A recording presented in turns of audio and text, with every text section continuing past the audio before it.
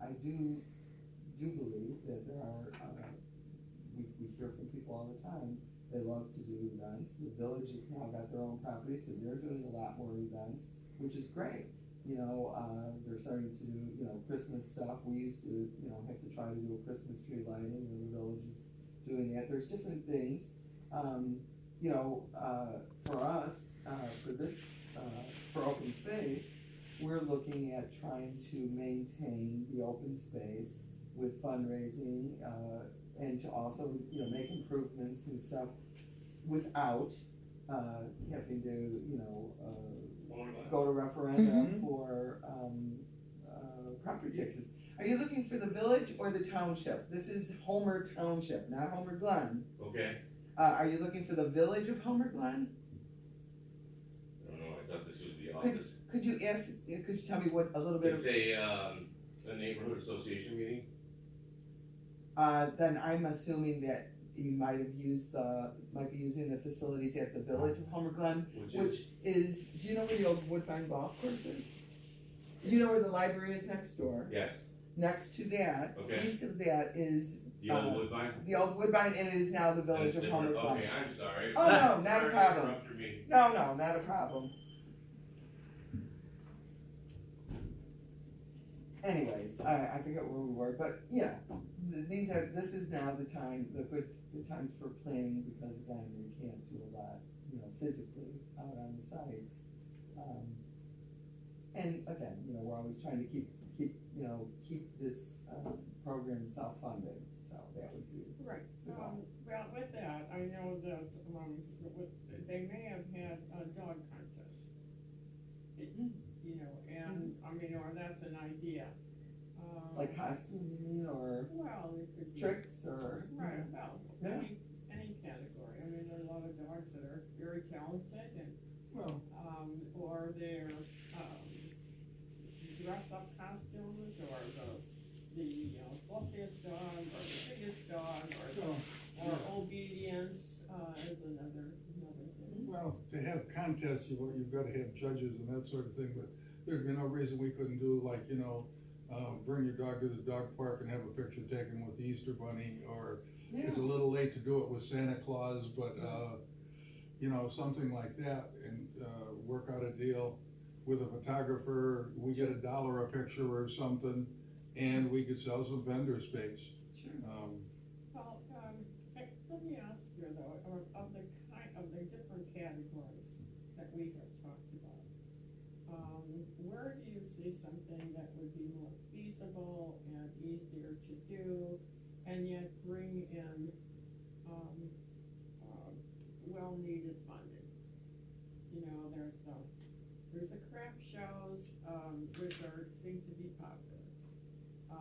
Depending on the time of year they're held, but the vendor would pay a fee. Right.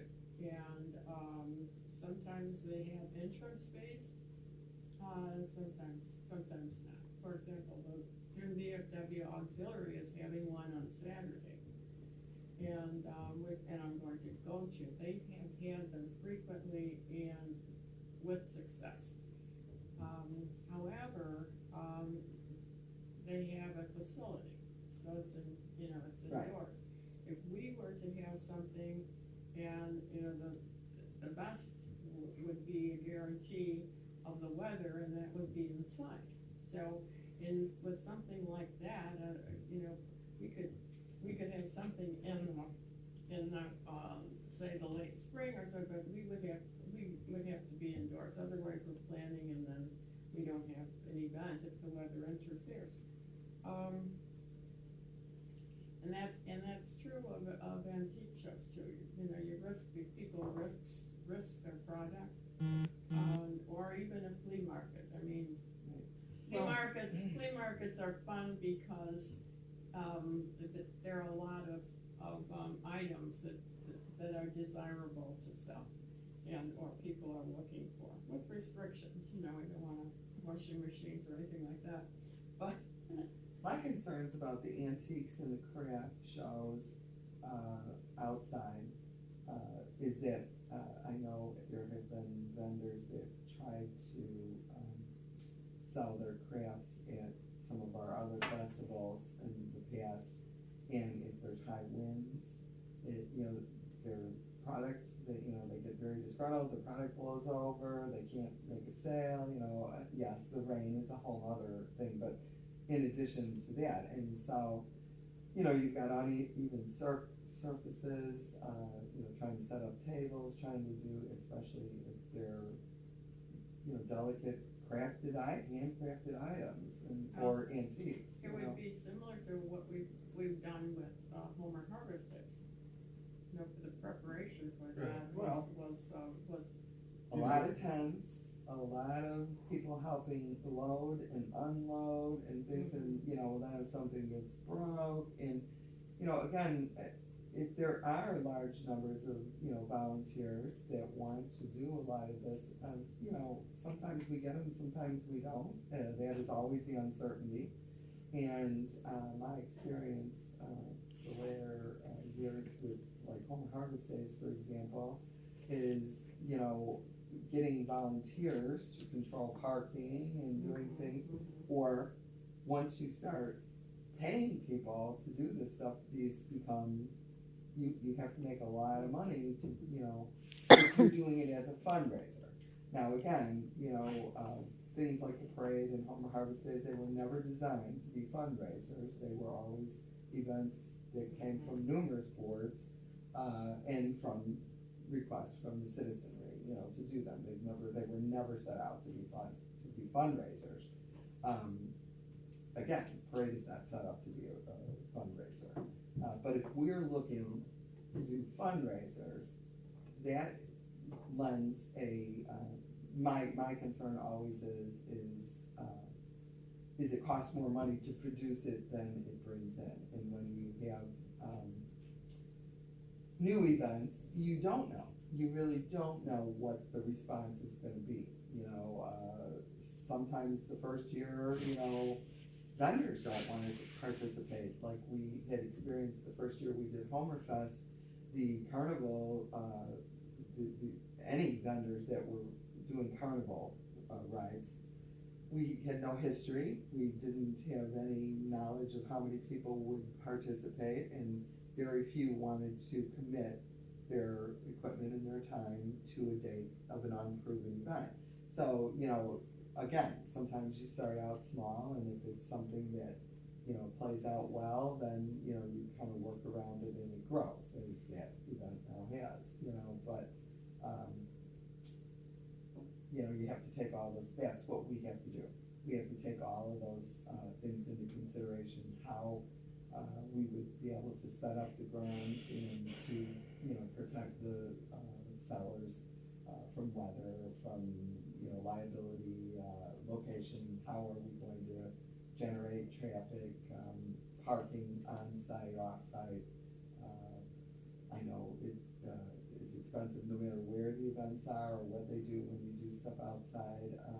I believe last year, even Homerfest had to hire buses because of the inability to meet with the parking conditions and stuff. And then we know how much that stuff costs now. We didn't when we planned these events in the very beginning, but now we know, and they are pretty expensive, including tents and stuff, and manpower and setting them up, tables, chairs. So whatever we decide, you have to look at those things, and if you commit to them and you don't generate enough money, you had a failure in your fundraiser, and Yep.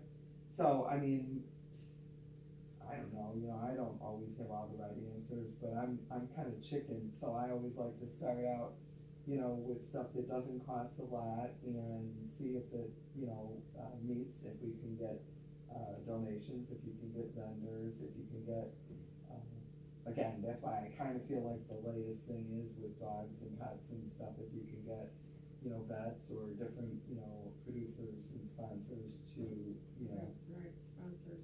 make some donations or, come out and celebrate. It seems like even, people of all nature, seniors, family, singles, they all like the pet thing, whether it would be, like you say, costumes, different things. what I hear in fundraising events, are the kinds of things that are low investment but turnover of, fundraising or a profit is, walks, you know, whether it be around the trail or whatever, you know, small walks, children walks, maybe even with the pets, contests where people pay an entry fee, to participate, and whether it's cutest pet or whatever it is, or, you know, whatever. I always suggest that the judges of any of these contests be like the vet, or be like somebody that, you know, is impartial. I know years ago, we used to do costume, judging, and, it's very, very difficult when you have children. How do you choose which one is, and I would find it even more difficult with dogs, but these are the types of things that have the low overhead, and there is money coming in to participate. So, that would be, you know, my recommendation for any fundraising events, is keep the overhead low, and, you know, something that, of course, people would be interested in participating in. But they do require advanced training, planning, and, publicity. You know, and publicity expenses, you know, running ads and doing stuff, they're not cheap either, but I think if you could, you know, get some groups involved and, you know, share the information, get it all out there early enough, for people to participate, some flyers and some signs and stuff, that helps every event. Well, we have had two very successful events, in the history of open space.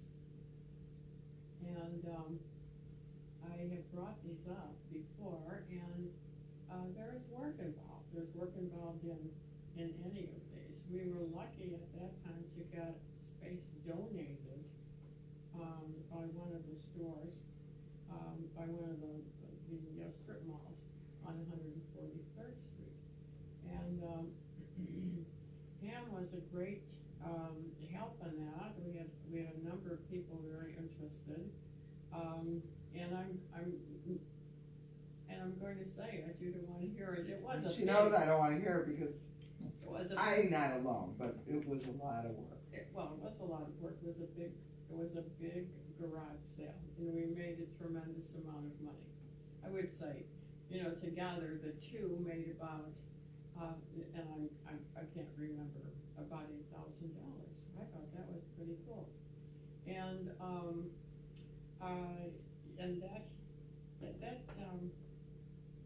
that helped us. Was that before there was open? Well, the first, fundraising sale like that was, and that one I remember yielded the most amount, cause it was around $4,000.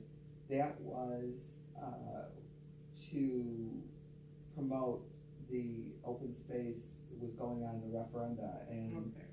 the township, I don't believe any of us were officials at that time. It was in the late '90s, and the township could not get involved in a No, they referenda didn't. item. There was- So, to get signs to promote the referenda and get people out to vote, that was what that fundraiser was for, and that's what the Right, proceeds and were there was used no for. open space committee at that time. No, I believe it was still a part of the Preserve Homer Committee. Right. You know, I do believe that there were volunteers. We had 30-some members on that committee. Right. I don't know about the second one. I know it wasn't as successful. And I'm not objecting, I've never objected to hard work, but, some of the hurdles are, you collect donations from people to sell. That was how it, you know, so you have to have a storage location, in advance, because no place is gonna give you weeks of a free mall or, you know, storefront or whatever. So then there's the double moving of the product, so, and then there's the people that donate stuff that, large items, we had washers and dryers that didn't function, you know, we had some big carpets that unrolled should not have been donated to us. So, you know, there's sorting and pricing, and so it's a lot when you have that large of a thing, so there are some things that are involved, and again, the publicizing and, you know, the people on hand. Yeah, I know that was a lot of work, but, I don't know that I'm really promoting this because,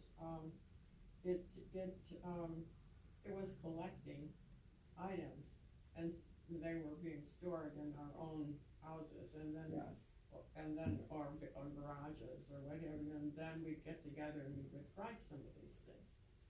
And, it's a lot of work, Right. at least a month out, maybe two. right. So, but anyway, I brought that up because, every time I have, there's always a little chuckle here. You just wanna get me out of, because I always say, I don't wanna ever be in a garage sale that we did, like, a big one like that again. Well, the second one that we had was in the township, garages. That was no, I think that was the first one, that was the old, Was that first? garage, Or your that mother the was highway involved? commissioner, yeah. That was Frank Dunn was the highway commissioner, and they were still using the old, park garage that subsequently collapsed and whatever, and the highway department's down there now and stuff, but yeah. You think that was the second one? Okay. I believe that was the first one, The first one. yeah.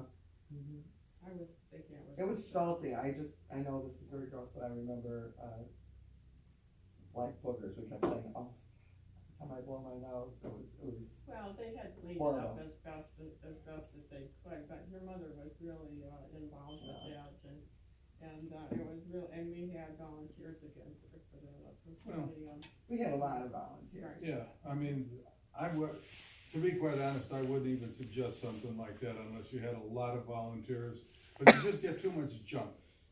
Now, we're gonna cross this off the list then, Right. we'll just say no. But I do, Well, you know, The biggest, Unless the biggest thing for me was afterwards, what didn't sell. That was, you know, so you do all this, and you do all this planning and pricing, not everything sells, and it was very difficult to find any organization that would come and take the leftovers as So well. we had to deliver that. That was tough, very tough, ourselves. yeah. yeah, I remember when I was on the fire department, we used to have, all sorts of drives, and I remember one of the last years they had a clothing drive or something, and when it was all over and done, we pulled up a dump truck and threw all the clothes into it. I mean, we most likely threw $20,000 worth of clothes away.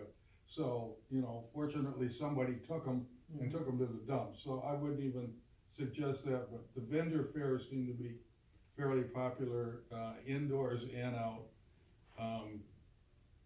I sort of talked to a group that's looking for a space to put on monthly fairs. I haven't talked to them very seriously because they were talking to somebody else and it's something I overheard. But they're looking for a place to put on a monthly thing, and basically they're gonna do all the work, and we charge for parking and we keep the money. And they take care of all the vendors and that sort of stuff. I'm gonna look into that a little further, but the vendor stuff where people pay us work out a whole lot better. One of the things with Homer Harvest Days is, you know, it was nice, but we paid people to come out there and do things. I don't wanna do that. Well, it was a historic theme, and so we had, these people, took their time, you know, and 2 days of that is, and they not only would come to ours, but they'd go to some very famous, locations. And those same people paid for all of that stuff. I go to too many of these, and I see what goes on. And you have some of these big tractor shows, those same people that we were paying go out to these shows and do this for free. Well, they know that they can, get more attention there than they can here. Yeah, but anyway, Well, I don't wanna beat some of the people would not come unless they were being paid. They were very concerned about their time and would they be able to sell and so forth. So the other thing is that, if we do, I mean, it's nice to have an organization that's gonna put that on, and if it's just parking, then we get to keep it, and they have the money that they get through the sales, or through their vendors that they bring. The other idea, of course, was, it's a spin-off from Junk in the Trunk, and it would be that there would be a flea market or something like that. People would bring their own things. I mean, and some of these, people would be, not only local, residents that wanna get rid of things, but they would also be, they could be, vendors that do this for a living. There are, that's that type. But again, the vendors that do that for a living know that they're gonna pack up, some of the stuff. And so when there's a risk to our residents or people that just wanna get rid of their things, and they may think, okay, I'll bring this and this and this, but they may be disappointed that they haven't sold it. So there's. How about, anything that is, entertainment, or something like, an afternoon at the farm, or, where there's, some sort of entertainment, perhaps, soft drinks and, maybe some beer and whatever, people like to be able to have an afternoon where they can, go out and enjoy themselves, or maybe in conjunction with some of these things, but, where an actual admission is charged, an afternoon at the farm, or an evening under the stars, or, I don't know. Maybe, these aren't even major, fundraisers, but, maybe there are some short afternoon things like there's a Living History Farm, in Des Moines, and they do, educational programs. They do, historical, agricultural things. They have, historic meals, and you pay so much to participate. The food is, cooked ahead of time, but then, they do demonstrations of like open fire cooking. So I'm not necessarily suggesting this. Again, I know we don't have a lot of interior space, to, deal with weather conditions and stuff, but, maybe, some of that type of stuff too, some of the, old time music, or, specialty themed things or something, or, instructional, or camps for children, during the summer to, be able to, take some sort of an instructional class about whether it be, we've got the environmental things out there, we've got, the agricultural thing, there's historical thing, there's all different approaches. I know, for example, Culture Park, they do, some programming out there. Now, I'm not saying that we're all capable of doing some of the programming, but they'll do, fairy themed events and different things too, maybe looking not just at, one age group, or, pure large amounts of profit, but, stuff that would actually pay for itself, so that it wouldn't cost anything, and maybe turn a small profit, take a couple hours, and, we're really just, producing the events, the site, maybe there would be a cost associated with a demonstrator, if there was something that would be, exciting for, different age groups, whether it be seniors, whether it be, children, things like that. Just a thought. Okay, lots of good thoughts here, lots of good ideas. The entertainment, and, seeking out a group that would be a draw is important. And during, it's the good side is that there might be somebody that might volunteer their time. Or about the way we had Homer Harvest Days, the groups that came out to play were sponsored. I mean, there was a price with them. And so, kind of fishing around, and I need ideas of recommendations for that sort of thing. But it has to, it's money for publicity, it's somebody that has a name, or it's connected, as you say, with an event, so that the people are coming for a number of reasons. It's not just coming for music, or magic, or. Right. I mean, I think, there's something to be said about creating, interest in things, novelty things. For example, all of a sudden there's, a group that does like a woman's fashion show. I'm not saying that's what we're gonna do, but, the first couple of times that it's done, it's not that big of a deal, but if people are interested in it, they like to do it. When I talk about like music and stuff, I'm not talking about a major concert, bringing in, some huge band or whatever, but I know that this committee has talked in the past of just being able to have an enjoyable, I don't know, fall day or whatever, where, people could bring their own, lawn chairs and different things, and, have a couple hours of some relaxing music and perhaps, some food from a food truck and some drinks and what have you, and just be able to enjoy time out there, and be entertained. It's not a live, big, huge event that's going to produce large amounts, but, if there's interest in that, it's sort of like the movies in the park. We did it once, and then people are like, when are you going to do movies in the park again? And, we had hoped at one time, we did have a more active events team and events committee, to be able to offer stuff like on a monthly deal, where you, like other areas do, in May we do this, and, or the third, Monday of May we'll be moving in the park, and, just different types of things that people can set on their calendar and start looking, to be able to participate. Movies in the park, it was a free event, right? Or Yes, our movies in the park was, yes. Okay. Mhm.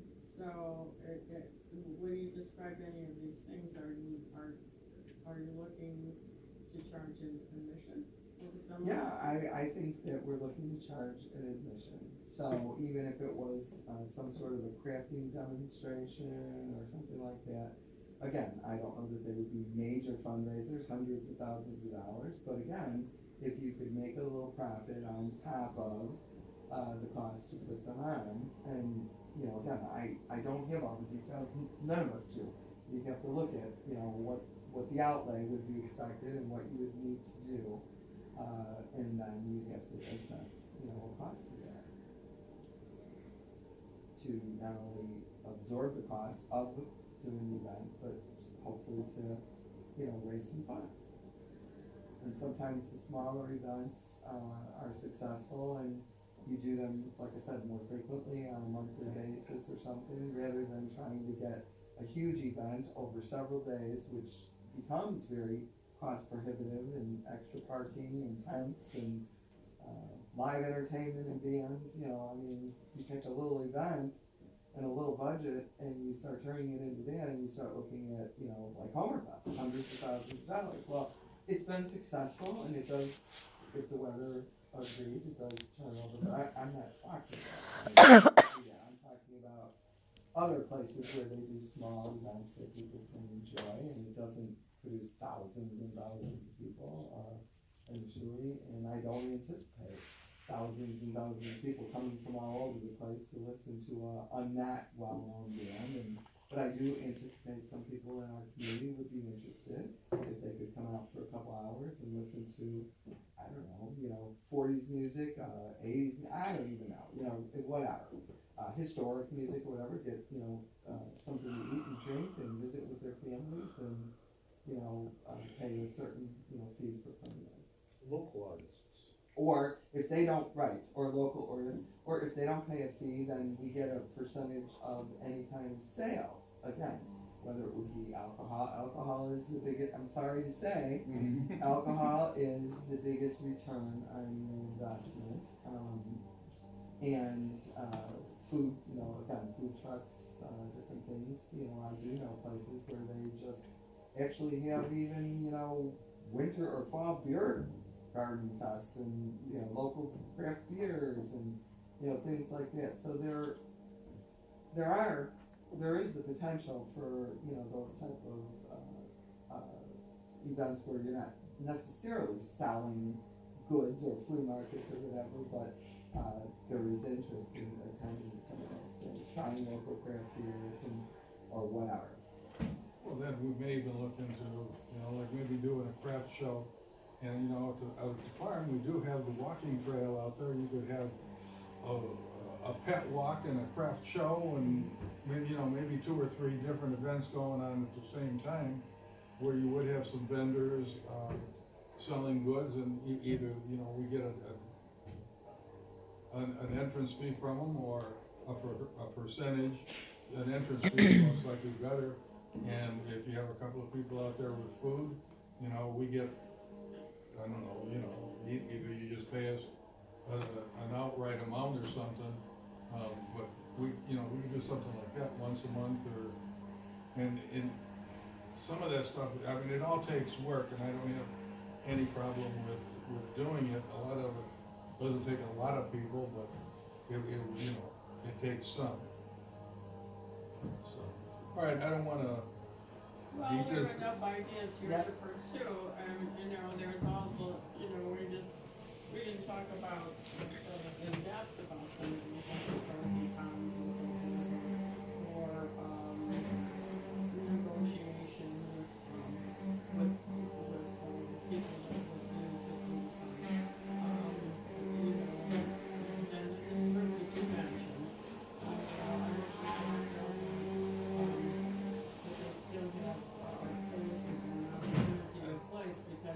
when you do that kind of thing once a month, and people know that they can look forward to the next month, it's great. There's a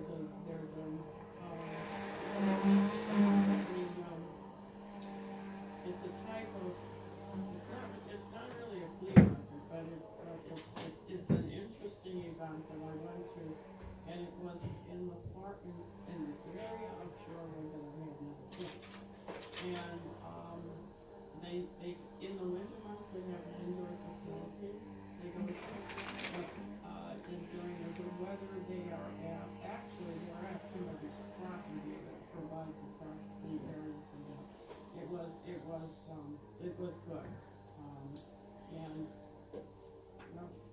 but they hold it once a month, because they just haven't thought of it like that, or somebody tells But I'm somebody else. sure it didn't start out, that's what I'm saying, you have to, if you anticipate, as this committee has expressed, doing ongoing fundraising and, monthly events when the weather's good, again, the goal has always been to keep the open space program self-funded, which would be, constantly wanting to, keep generating revenues. We do have revenues from leases and stuff, but again, keep stuff going into the facility. You have to kind of settle in on a few events a year, especially, again, with small numbers. And, you do have to always, even when you eliminate tents and things like that, there's still, porta potties, there's still other infrastructure things that you have to make sure that you have adequate supplies. And requirements of the township. So there's always gonna be publications, there's always gonna be some expenditures that you have to factor in. And the more volunteers, it's always been this way for the township and also now for the village, and it will continue that way. The more volunteers that you have, the less amount of money you have to put out in, paying somebody to do those things. So you wanna do exciting things that people are interested in, and I think these were a lot of good ideas. Okay, well, we see other organizations, or, for example, TLC it seems to be successful. They continue to have certain things that people look forward to. And, or somebody comes up with an idea and they say, we're gonna have a walkathon, and we're donating our money to such and such, a TLC. Well, and I know that,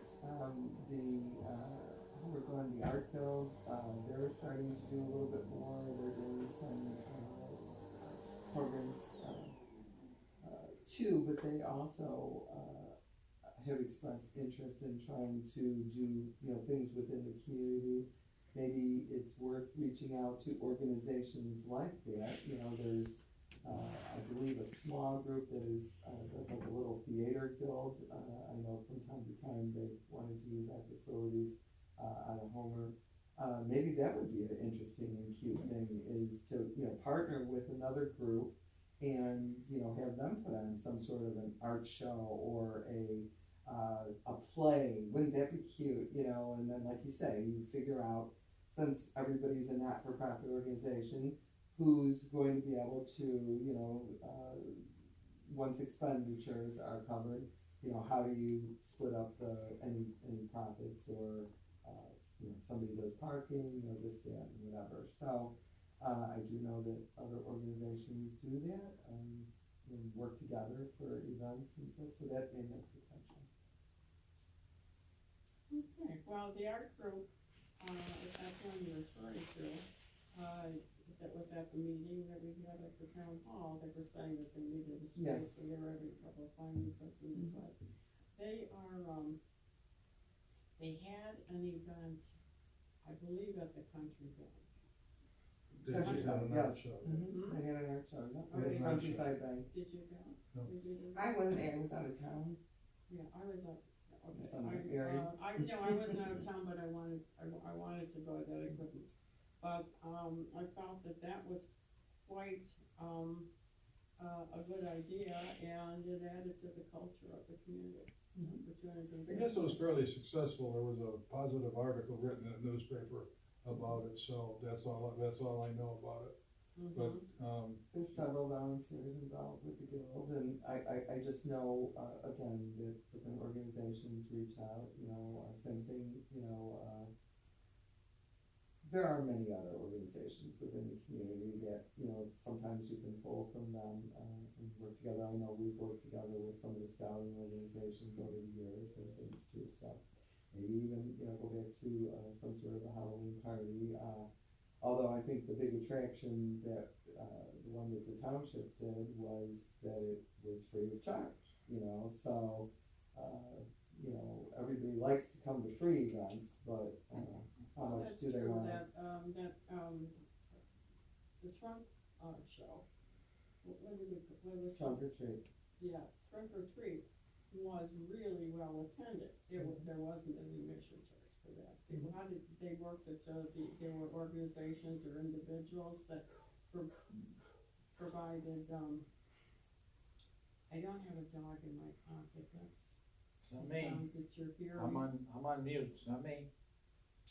Anyway, it's my understanding, again, they do a lot of PR, and they do have a person that works for the village that does that specifically, and spends a great amount of time reaching out to all different businesses and organizations and stuff, several months in advance, to make that happen. And of course, it does require, participation, and, the township was pleased to be involved with it as well.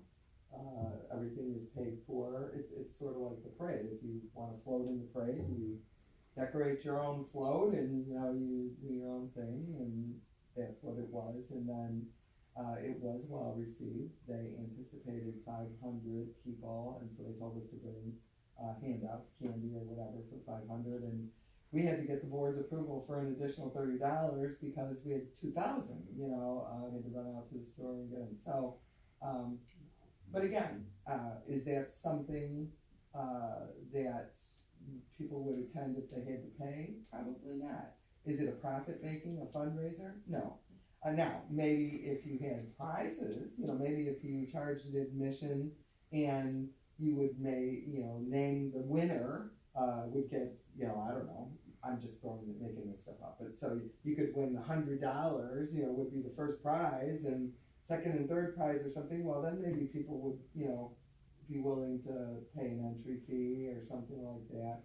That's the whole kick to it, to all of it. We're not interested in duplicating what they do. No, but I mean, if it was Yeah, well, Easter or whatever. Yeah, but it's the concept, so, of that, and what you have to do to bring the people, to get the people, is advertised, publicized, and Yeah, my experience in doing events, which is, I'm not a professional, you know, but over the years is, it's a lot easier to get people to participate, if the events are not profit making or fundraising and people can attend for free.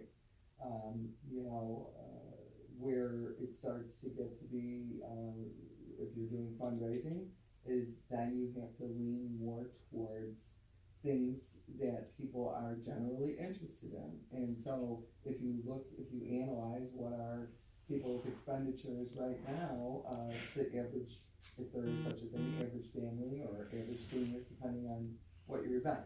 So, restaurants are still doing fairly well, even during the recession, you know, people, that's their entertainment, they, you know, will go out to a show, to a restaurant and eat, that's not an unusual thing.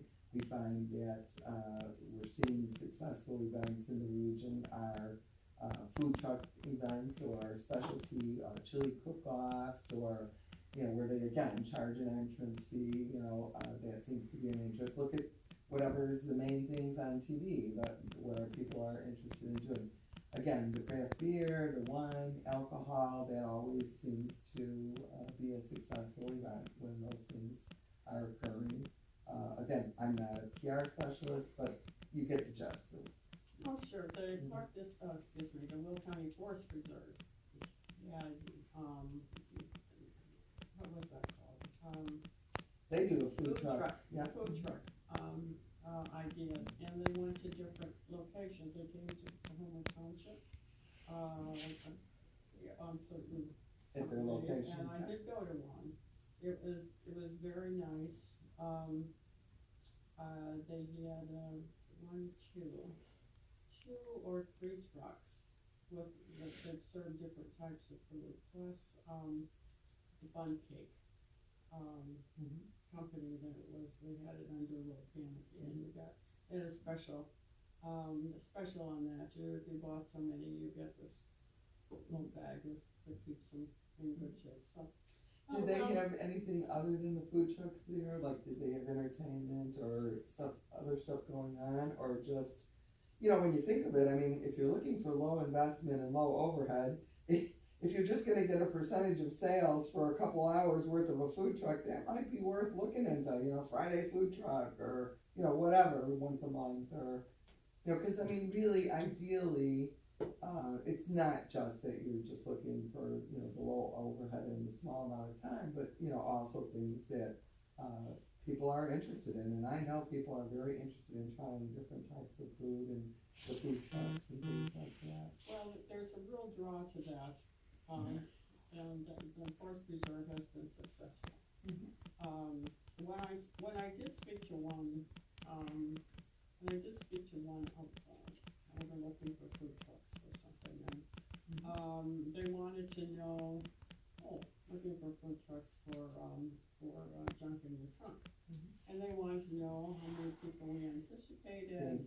Oh, yeah. Hard to tell. The first, that's what I'm saying, it was the same way with Hummerfest, the first couple of years, you know, when you're in something where it's competitive and they have to book their time for the season and stuff, they're going to put a preference on successful turnout events.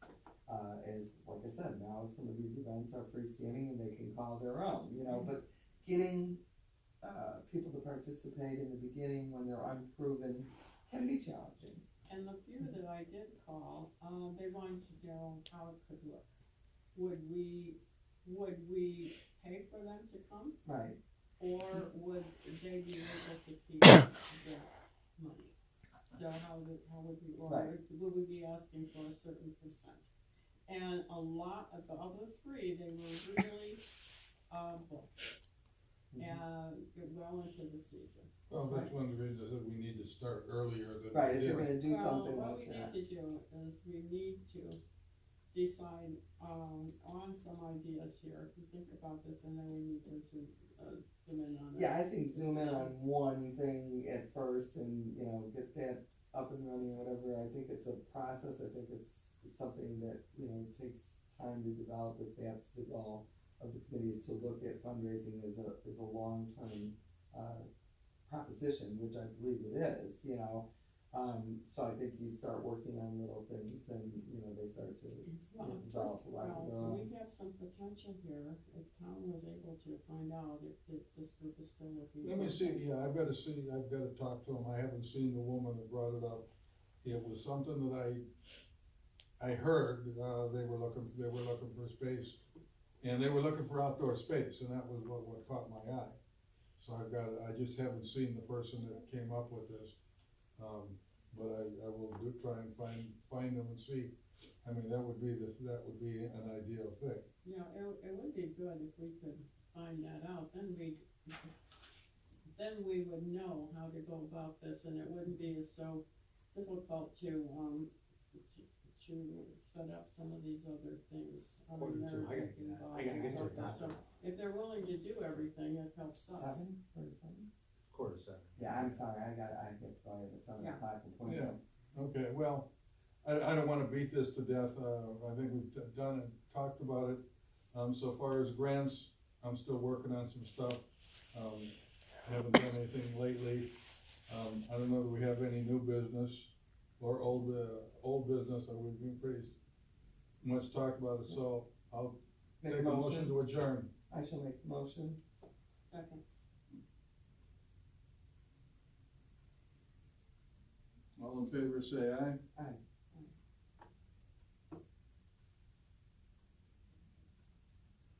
Thank you all for showing up. Thank you. Thanks, We'll see you Roy. on December 18th. That's what it Yes, says? December 18th. December 18th. Weather and Lord See you all providing. later, it's nice seeing you. The weather and the Lord provides if we're in. All right.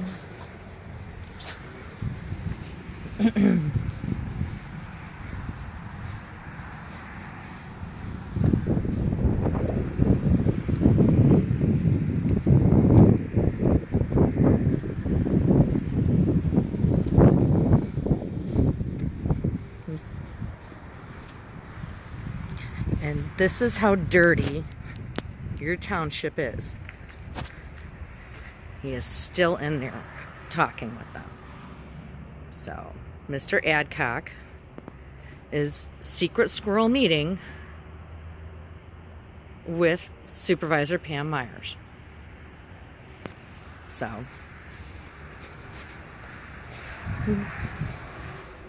here you go. They're still talking. Way to go, Pam. And they're arguing. God love it.